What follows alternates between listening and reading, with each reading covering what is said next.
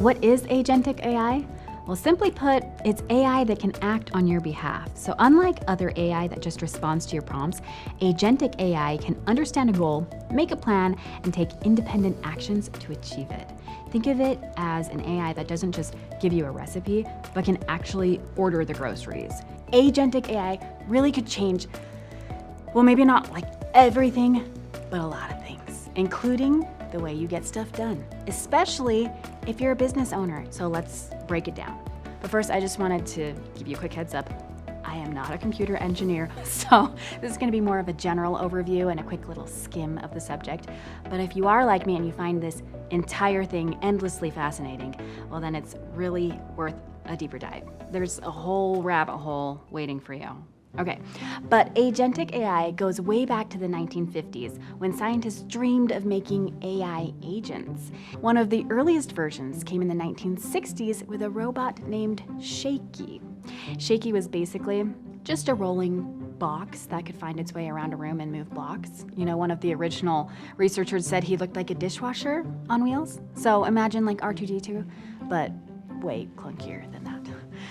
The brain inside Shakey was pretty basic. It was built on a rigid if-then system. So if a sensor sees a wall, then it would turn left. So it could handle predictable environments, but failed when things got messy or unexpected. But still, Shakey was a giant step forward and the grandfather of things like self-driving cars. You can see the through line, right? Sense the world, make a plan, take action. But for decades, AI agents struggled with flexible reasoning. They could do one narrow thing really well and not much else. But then came the 2020s and large language models, or LLMs. This changed everything.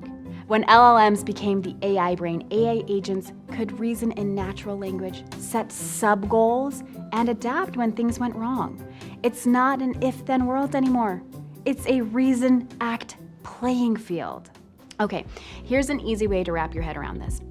Say you ask agentic AI to research coffee suppliers for your office.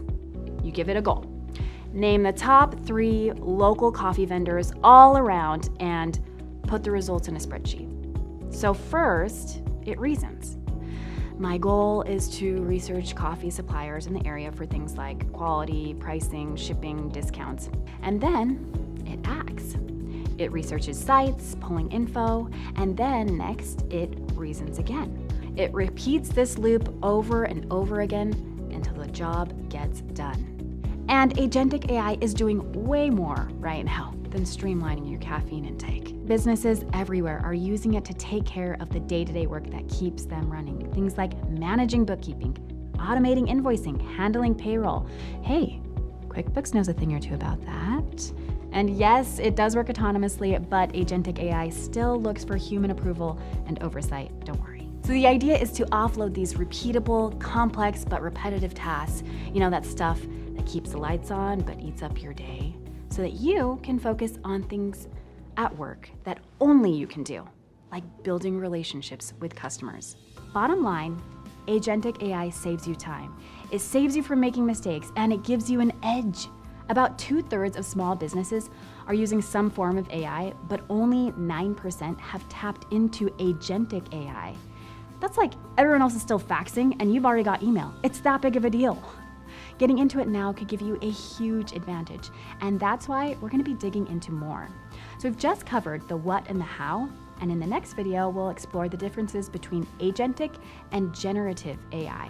So hit subscribe so you don't miss it, and thanks for watching.